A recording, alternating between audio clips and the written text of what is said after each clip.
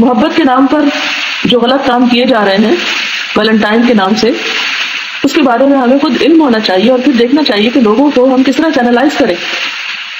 دیکھا جائے تو یہ سب کچھ ایک انتہائی غلط کام کو بہت خوبصورت بنا کے پیش کیا جا رہا ہے. کسی عورت اور مرد کا ایک دوسرے کے لیے کھلم کھلا اپنے ناجائز تعلقات کو ایک خوبصورت رنگ دینا اسلامی، اخلاقی، معاشرتی ہر اعتبار سے غلط ہے.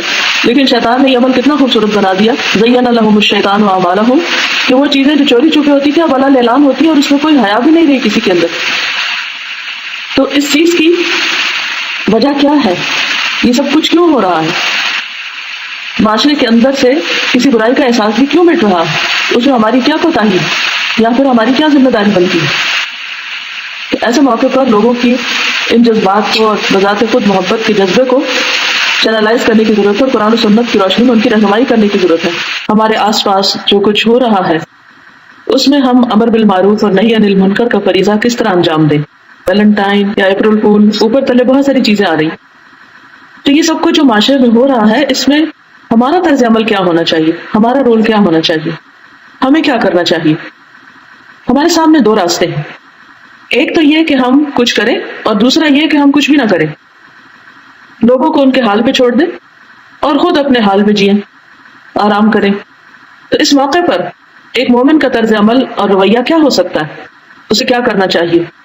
کیا یہ سب کچھ دیکھ کر خاموش ہونا چاہیے، بیٹھ جانا چاہیے، کوئی ہنگامہ برپا کر دینا چاہیے؟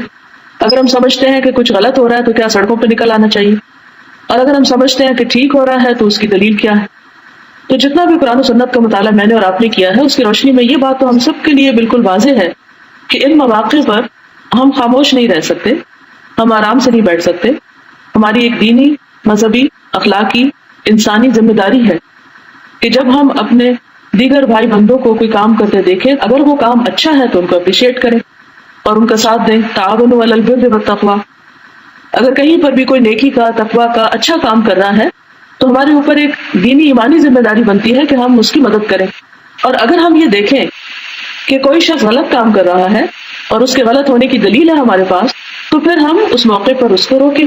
ولا تعاونوا علی الاثم والعدوان. گناہ اور زیادتی کے کام میں کسی کی مدد نہ کریں. اب جتنے بھی یہ تہوار آ رہے ہیں ان کے بارے میں ہمیں اچھی طرح پتا ہونا چاہیے کہ ان میں صحیح کیا اور غلط کیا ہے. ایسا نہیں کہ ہم یہ سب منانے چل پڑے، ہم اس موقع پر وہ کام کرنے لگے کہ یوں محسوس ہونے لگے کہ گویا ہم بھی شریک ہو گئے ہیں اس مہم میں اور اس میں شامل ہو گئے اور اس کا حصہ بن گئے. اور اگر ہم کچھ بھی نہ کریں تو یہ ظاہر ہو کہ ہمیں اس سے کوئی سروکار نہیں، لوگ جو چاہیں کریں، ہمارے اوپر کوئی ذمہ داری آج نہیں ہوتی. تو ایسا نہیں ہے. ہمیں جو صحیح ہے اس کی دلیل معلوم ہونی چاہیے اور جو غلط ہے اس کا پتا ہونا چاہیے کہ وہ غلط کیوں ہے. اور صحیح ہے تو ساتھ دیں، غلط ہے تو اس کو روکیں. اور پھر یہ ہے کہ اس کا کوئی آلٹرنیٹ پیش کریں. تو پہلا کرنے کا کام تو یہ ہے کہ ہم میں سے ہر ایک کو خود معلومات ہو ان سب چیزوں کے بارے میں کہ یہ سب کچھ ہے کیا اور کیوں کیا جا رہا ہے.